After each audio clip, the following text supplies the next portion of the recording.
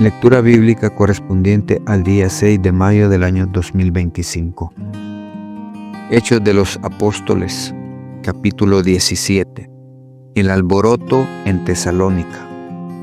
Pasando por Anfípolis y Apolonia, llegaron a Tesalónica, donde había una sinagoga de los judíos, y Pablo, como acostumbraba, fue a ellos y por 3 días de reposo discutió con ellos, declarando y exponiendo por medio de las Escrituras que era necesario que el Cristo padeciese y resucitase de los muertos, y que Jesús, a quien yo os anuncio, decía él, es el Cristo. Y algunos de ellos creyeron y se juntaron con Pablo y con Silas, y de los griegos piadosos gran número, y mujeres nobles, no pocas. Entonces los judíos que no creían, teniendo celos, tomaron consigo a algunos ociosos, hombres malos, y juntando una turba, alborotaron la ciudad, y asaltando a la casa de Jasón, procuraban sacarlos al pueblo. Pero no hallándolos, trajeron a Jasón y a algunos hermanos ante las autoridades de la ciudad, gritando: estos que trastornan el mundo entero también han venido acá, a los cuales Jasón ha recibido, y todos estos contravienen los decretos de César, diciendo que hay otro rey, Jesús.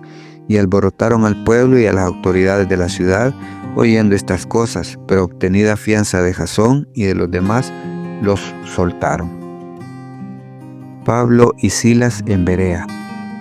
Inmediatamente los hermanos enviaron de noche a Pablo y a Silas hasta Berea, y ellos, habiendo llegado, entraron en la sinagoga de los judíos. Y estos eran más nobles que los que estaban en Tesalónica, pues recibieron la palabra con toda solicitud, escudriñando cada día las Escrituras para ver si estas cosas eran así. Así que creyeron muchos de ellos, y mujeres griegas de distinción, y no pocos hombres. Cuando los judíos de Tesalónica supieron que también en Berea era anunciada la palabra de Dios por Pablo, fueron allá y también alborotaron a las multitudes. Pero inmediatamente los hermanos enviaron a Pablo que fuese hacia el mar, y Silas y Timoteo se quedaron allí. Y los que se habían encargado de conducir a Pablo le llevaron a Atenas, y habiendo recibido orden para Silas y Timoteo de que viniesen a él lo más pronto que pudiesen, salieron. Jueces, capítulo 6. Llamamiento de Gedeón.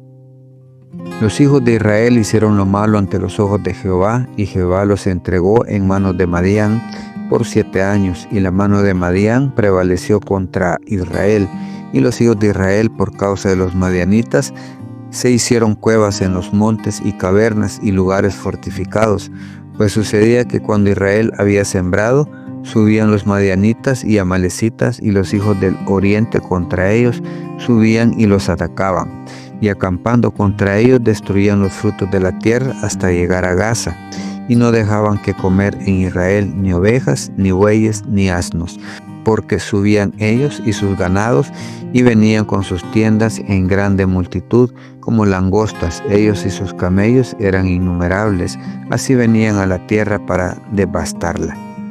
De este modo empobrecía Israel en gran manera por causa de Madián, y los hijos de Israel clamaron a Jehová. Y cuando los hijos de Israel clamaron a Jehová a causa de los madianitas, Jehová envió a los hijos de Israel un varón profeta, el cual les dijo: así ha dicho Jehová, Dios de Israel: yo os hice salir de Egipto, y os saqué de la casa de servidumbre. Os libré de la mano de los egipcios y de la mano de todos los que os afligieron, a los cuales eché delante de vosotros, y os di su tierra.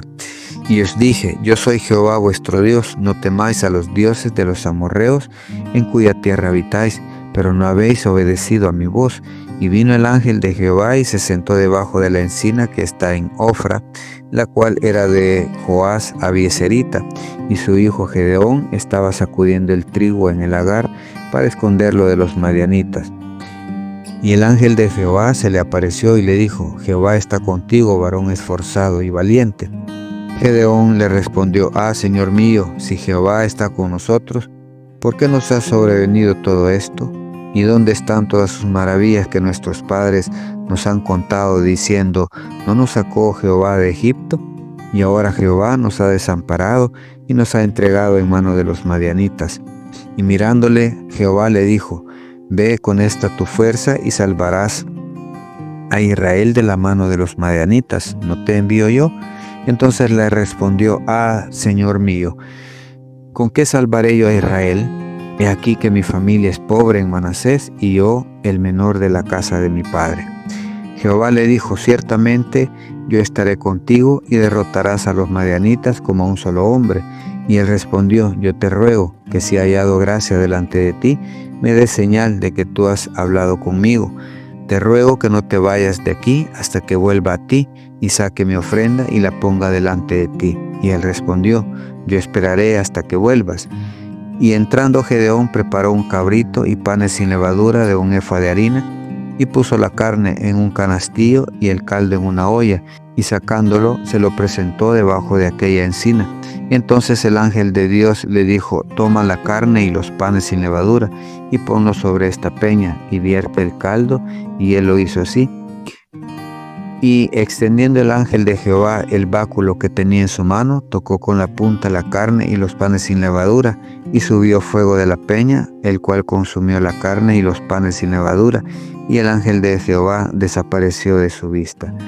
Viendo entonces Gedeón que era el ángel de Jehová, dijo: Señor Jehová, que he visto al ángel de Jehová cara a cara. Pero Jehová le dijo: pasa a ti, no tengas temor, no morirás. Y edificó ahí Gedeón altar a Jehová y lo llamó Jehová Salón, el cual permanece hasta hoy en Ofra de los abiezeritas. Aconteció que la misma noche le dijo Jehová: toma un toro del hato de tu padre, el segundo toro de 7 años, y derriba el altar de Baal que tu padre tiene, y corta también la imagen de acera que está junto a él, y edifica altar a Jehová tu Dios en la cumbre de este peñasco, en lugar conveniente, y tomando el segundo toro, sacrifícalo en holocausto con la madera de la imagen de acera que habrás cortado.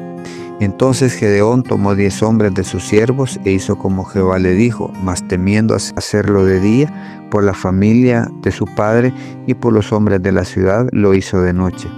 Por la mañana, cuando los de la ciudad se levantaron, he aquí que el altar de Baal estaba derribado y cortada la imagen de acera que estaba junto a él, y el segundo toro había sido ofrecido en holocausto sobre el altar edificado. Y se dijeron unos a otros: ¿quién ha hecho esto?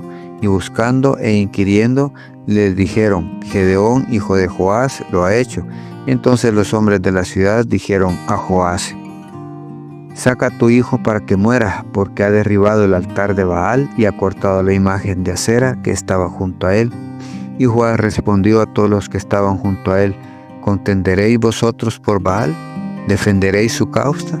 Cualquiera que contienda por él, que muere esta mañana. Si es un dios, contienda por sí mismo con el que derribó su altar. Aquel día Gedeón fue llamado Jerobaal, esto es, contienda Baal contra él, por cuanto derribó su altar.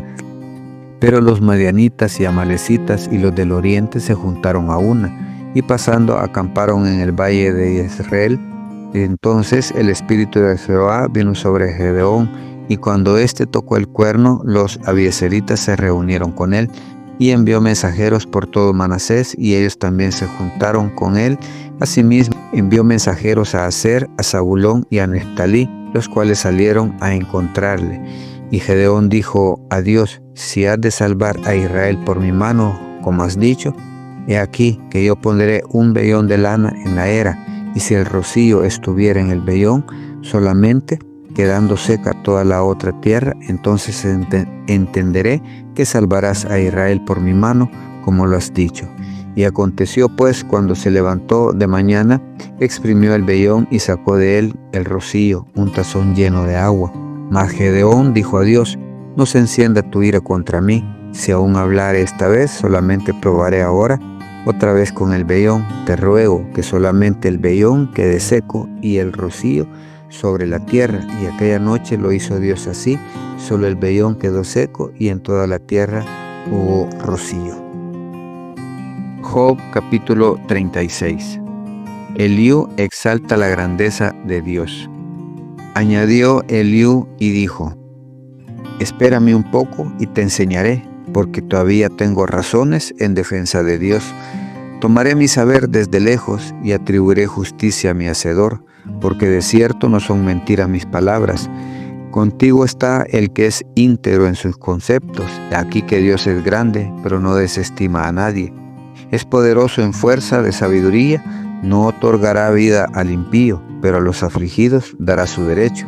No apartará de los justos sus ojos, antes bien con los reyes los pondrá en trono para siempre, y serán exaltados. Y si tuvieren prendidos en grillos y aprisionados en las cuerdas de aflicción, Él les dará a conocer la obra de ellos y que prevalecieron sus rebeliones. Despierta además el oído de ellos para la corrección y les dice que se conviertan de la iniquidad. Si oyeren y les sirvieren, acabarán sus días en bienestar y sus años en dicha. Pero si no oyeren, serán pasados a espada y perecerán sin sabiduría. Mas los hipócritas de corazón atesoran para sí la ira y no proclaman cuando Él los atare. Fallecerá el alma de ellos en su juventud y su vida entre los sodomitas. Al pobre librará de su pobreza y en la aflicción despertará su oído. Asimismo te apartará de la boca de la angustia al lugar espacioso, libre de todo apuro, y te preparará mesa llena de grosura. Mas tú has llenado el juicio del impío en vez de sustentar el juicio y la justicia, por lo cual teme, no sea que en su ira te quite con golpe, el cual no puedas apartar de ti con gran rescate. ¿Para él estima de tus riquezas, del oro o de todas las fuerzas del poder? No anheles la noche en que los pueblos desaparecen de su lugar. Guárdate, no te vuelvas a la iniquidad, pues esta escogiste más bien que la aflicción. He aquí que Dios es excelso en su poder. ¿Qué enseñador semejante a él? ¿Quién le ha prescrito su camino? ¿Y quién le dirá, has hecho mal? Acuérdate de engrandecer su obra, la cual contemplan los hombres todos la ven, lo mira el hombre de lejos. He aquí, Dios es grande y nosotros no lo conocemos, ni se puede seguir la huella de sus años.